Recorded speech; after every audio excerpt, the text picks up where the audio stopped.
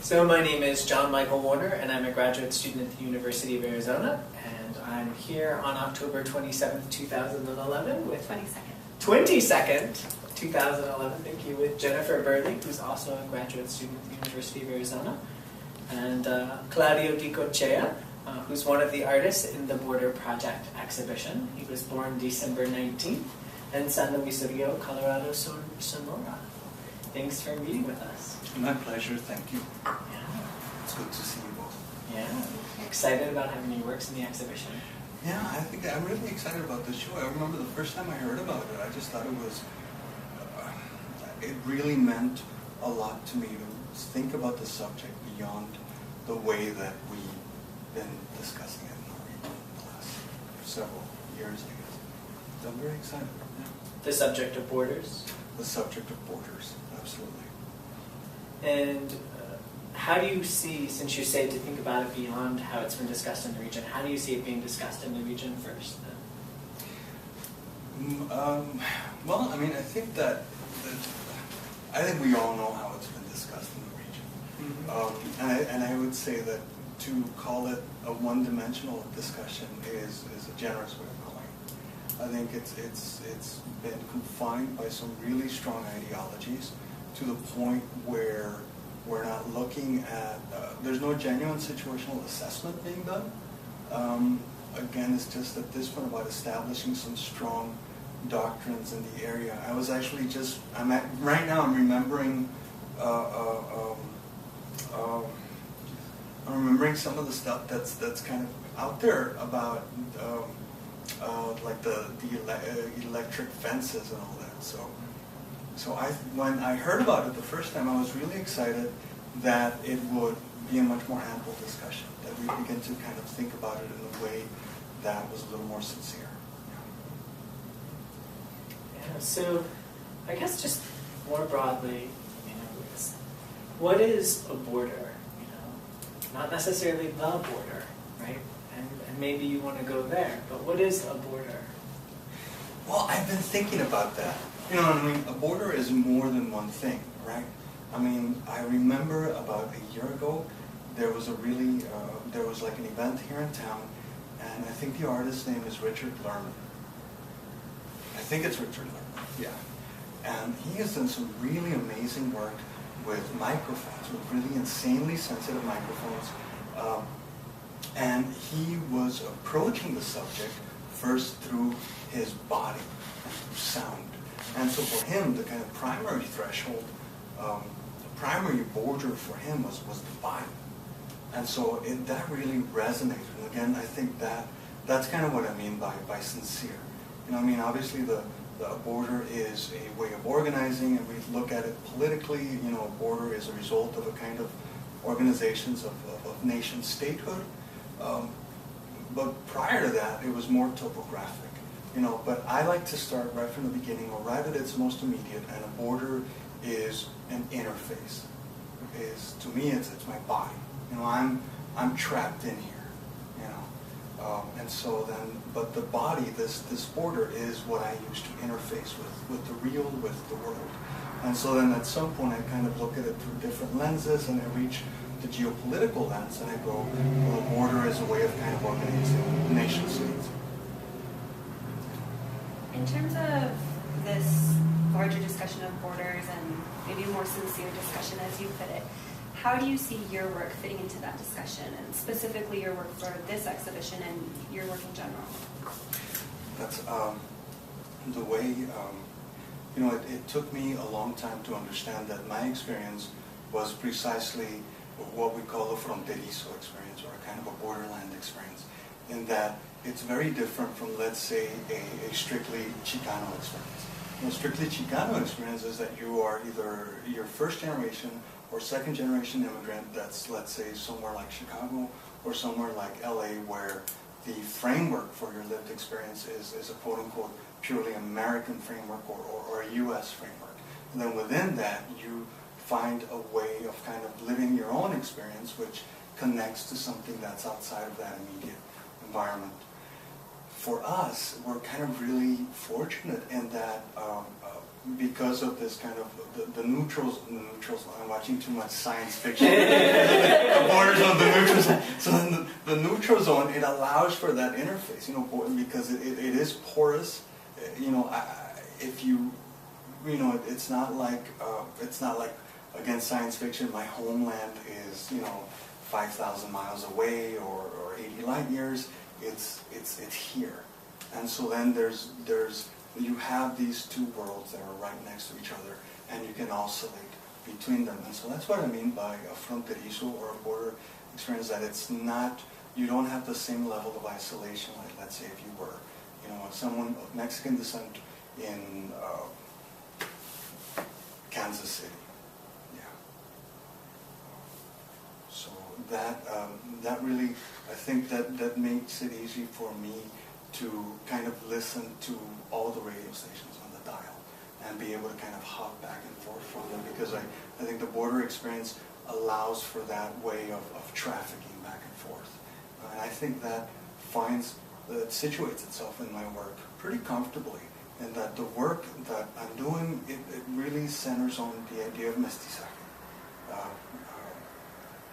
Which is interesting, because I hear it's funny to me that to learn that there's even different interpretations of mestizaje, where mestizaje is kind of this binary between kind of a pure Indian spectrum of pure Indian and pure European, and I never understood it that way. Like for me, I always kind of read it as there's African, there's Asian, there's indigenous, and then there's different forms of Europeanism involved in this kind of racial mixing. So again, I'm much more comfortable thinking about it that way. Is that kind of thought process and engagement that you're having with mestizaje part of the reason why, at least in terms of the artwork itself, you're engaging with Castas paintings? Yes. What's really, I remember like the first time that, we all studied Casta painting as a genre. It's just part of your general understanding of colonial Mexican art, like when you were an undergrad. And it's just your general sense of Mexican colonial art. You move through the castas, even some of the imagery that's not kind of categorized strictly as casta is casta. Like, the images of the Virgen de Guadalupe, that's an embodiment of mestizaje if there ever was one, but it's not a casta painting. But I remember in 2004 was the first time that I experienced like a ton of them at the same time. It was at the LA County Museum of Art, and Ilona Katsu had put together this amazing exhibit called Inventing Race, which I thought was a really great way of thinking about these structures to begin with. But so then seeing that work all together, and seeing the way that there was such a that it wasn't just about kind of artists, trying to get at beauty or trying to get at a kind of technical moment in their work, but it was kind of artists working within a larger ideological framework. That really struck me, because there was a real scientific component to castas. There was a real kind of economic component that had to do with property, with possession. There was a real social component that had to do with inventing a new form of identity, or a new identity within the Enlightenment project. So that was something that I hadn't sensed as much or as vividly until that point. Yeah. And so that exhibition has stuck with you? Yeah, it stuck with me, and it definitely kind of, it came back years later. I mean, it's, like when you have something in your head, and you don't necessarily know how to articulate it or what to do with it at that moment, but it's swirling around in your brain for a while, and then it finds a way to kind of come into. And so it took a few years for me to figure out why I couldn't shake it off. Yeah. So in your interpretations or reinterpretations or re-examinations, whatever whichever word we want to put in there, which are slightly different, when you are thinking critically about the Castas paintings, my impression is you're also playing with gender. Yes. That's one of the things that I am most, a lot of us talk about this frequently, in that knowledge is so neatly categorized. And perhaps one of the most frustrating things you can do is try to blur the visions within knowledge. But for me, it was always very easy to look at gender and see it as a site for race consciousness. And vice versa, look at race and see it as a site for gender consciousness. I mean, easily obviously they're both constructs. They're both performative. And most importantly, and most immediately, they're both forms of subordination. So it was real easy for me to kind of look at those, look through that lens, but then the problem is that you then get this urge to try and conflate them. Try to complicate them. Yeah. So what's the difference? I think that conflate can kind of have an effect of obfuscation. You know, sometimes when you conflate things, it has a little to do, for me, with hiding.